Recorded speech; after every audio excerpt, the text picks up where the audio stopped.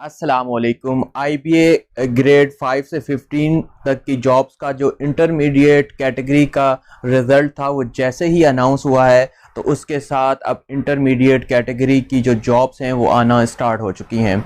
आज जो जॉब्स हम आपसे डिस्कस करने जा रहे हैं ये जॉब बहुत अहम जॉब है, चूँकि ये स्केल 11 की जॉब है मगर इसकी जो अहमियत है वो बहुत ज़्यादा है। जी हाँ, आज की जो जॉब हम आपके साथ डिस्कस करने जा रहे हैं ये यूसी सेक्रेटरी की जॉब है जो कि सिंध लोकल गवर्नमेंट में आता है। तो आज की इस वीडियो में हम आपको कंप्लीट गाइड करेंगे कि आपने कैसे अप्लाई करना है, कौन से डॉक्यूमेंट भेजने, एप्लीकेशन फॉर्म कैसा आपने बनाना है और लास्ट डेट क्या होगी। तो मैं आपको बताता चलूं कि ये जॉब सिर्फ वही लोग अप्लाई कर सकते हैं जिन्होंने इंटरमीडिएट जो टेस्ट है वो कैटेगरी का जो टेस्ट कंडक्ट किया था, जो IBA सक्खर ने वो उन्होंने पास किया हो, यानी कि वो उम्मीदवार जिन्होंने इंटरमीडिएट कैटेगरी टेस्ट में कम से कम 40% मार्क्स लिए हों वो इस जॉब के लिए अहल होंगे अप्लाई करने के लिए। अगर आप में से किसी ने इंटरमीडिएट कैटेगरी का टेस्ट नहीं दिया या 40% मार्क्स नहीं आए तो वो इस जॉब को अप्लाई करने के लिए अहल नहीं है। सबसे पहली बात तो ये है। अब ये जो जॉब है ये सिंध लोकल गवर्नमेंट बोर्ड की जॉब है। ये आप देख सकते हैं, ये एडवर्टाइजमेंट, आज का एडवर्टाइजमेंट है, डॉन न्यूज़पेपर मैंने आपके सामने खोली हुई है।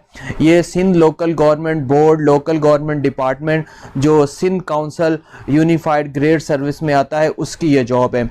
और आज 16 जुलाई है, इसकी जो लास्ट डेट है अप्लाई करने की वो 7 दिनों के अंदर अंदर है। मतलब इस एडवर्टाइजमेंट के बाद 7 दिनों तक आप इस जॉब के लिए अप्लाई कर सकते हैं। ये जॉब सेक्रेटरी की जॉब है ये, और इसका जो ग्रेड है वो BPS 11 है। अब BPS 11 की ये पोस्ट है और नंबर ऑफ पोस्ट जो है वो तकरीबन 950 के करीब हैं। जी हाँ, 948 जॉब्स हैं सेक्रेटरी की। यूनियन काउंसिल में जो यूनियन काउंसिल सेक्रेटरी है उसकी ये जॉब है। इसमें जो क्वालिफिकेशन रिक्वायर्ड है वो इंटरमीडिएट है और एज लिमिट जो इसमें है वो 18 से 30 साल है, प्लस इसके साथ 15 साल का अपर एज लिमिट में जो रिलैक्सेशन है वो है। मींस के 18 से 45 ईयर के दरमियान अगर आपकी एज है तो आप इस जॉब के लिए अप्लाई कर सकते हैं। अब इसमें जॉब में अप्लाई करने के लिए करना कि आपने एक एप्लीकेशन बनानी है। जिस एप्लीकेशन में आपका नाम, फादर नेम, एकेडमिक या technical qualification, date of birth and address, domicile, PRC, 2 latest size photograph, CNSE और प्रीवियस एक्सपीरियंस होना चाहिए। ऐसी एप्लीकेशन जिसमें ये सारी चीज़ें हैं। तो एप्लीकेशन का एक फॉर्मेट मैं आपको दिखा देता हूँ। आप ही ऐसी एप्लीकेशन बना के अटैच कर सकते हैं या आप अपनी मर्ज़ी से कोई भी एप्लीकेशन लिख सकते हैं, जॉब लेटर लिख सकते हैं जिसमें ये जो रिक्वायर्ड चीज़ें हैं ये ज़रूरी हो। मैं अब आपको एप्लीकेशन दिखा देता हूँ, उसके बाद फर्दर प्रोसेस को हम डिस्कस कर लेते हैं।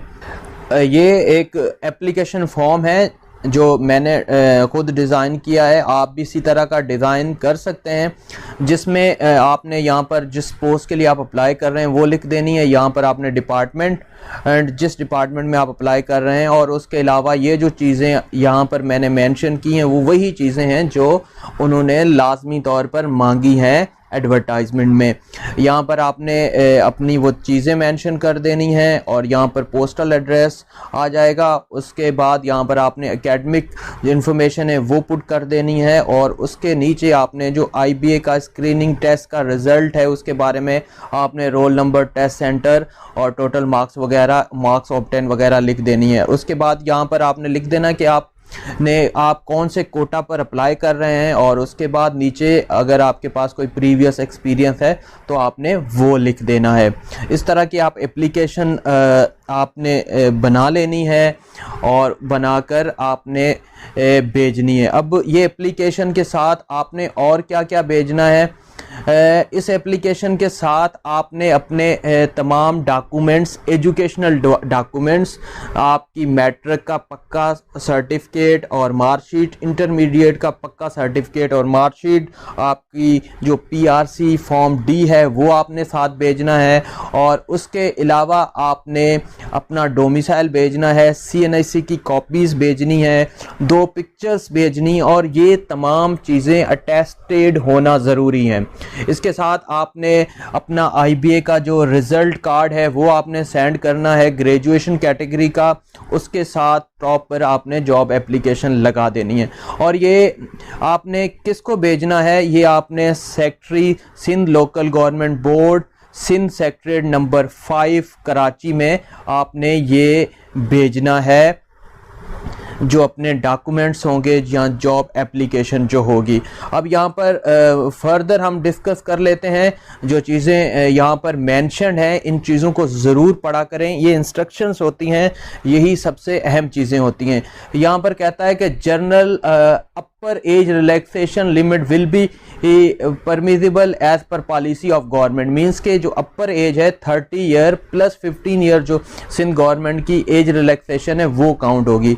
और इसमें अर्बन और रूरल का जो कोटा है वो भी होगा, मींस के 60% रूरल का और 40% अर्बन का कोटा होगा। उसके अलावा जो वुमेन या डिसेबल और मिनॉरिटीज़ का कोटा है, मिनॉरिटीज़ और डिसेबल का 5% कोटा है, वो भी अलग होगा। और वुमेन, तो वो लोग जो मिनॉरिटी से ताल्लुक़ रखते हैं या डिसेबल हैं, वुमेन है, उनको हाईली इनकरेज किया जाता है कि वो इस जॉब के लिए अप्लाई करें, क्योंकि उनकी सेपरेट सीट्स मौजूद हैं। और वो लोग जो ऑलरेडी गवर्नमेंट सर्वेंट हैं वो थ्रू प्रॉपर चैनल, मींस कि अपने जिस डिपार्टमेंट में वो जॉब कर रहे हैं वहाँ से एनओसी लेकर फिर अप्लाई करें। और इसके बाद ये भी कह रहा है कि those who have earlier applied against any post through advertisement, अगर किसी ने पहले भी किसी एडवर्टाइजमेंट के थ्रू अप्लाई किया हुआ है तो वो दोबारा फ्रेश अप्लाई करें। उसके बाद नीचे जो लिखा हुआ है कि जो इनकम्प्लीट एप्लीकेशन है वो इंटरटेन नहीं की जाएगी। तो ये थी तमाम तर इंफॉर्मेशन इस जॉब से मुतालिक जो आपसे हमने शेयर कर दी। अगर आपको फिर भी किसी किस्म की कोई कन्फ्यूजन है, कोई आपको अप्लाई करने में मसला आ रहा है, तो आप हमसे राब्ता कर सकते हैं, इंशाल्लाह हम आपकी मदद करेंगे। अल्लाह ताला आपको कामयाब करे। हम आपकी कामयाबी के लिए दुआगू हैं। अपना बहुत बहुत ख्याल रखिएगा, हमें दुआओं में याद रखिएगा। अल्लाह निगहबान।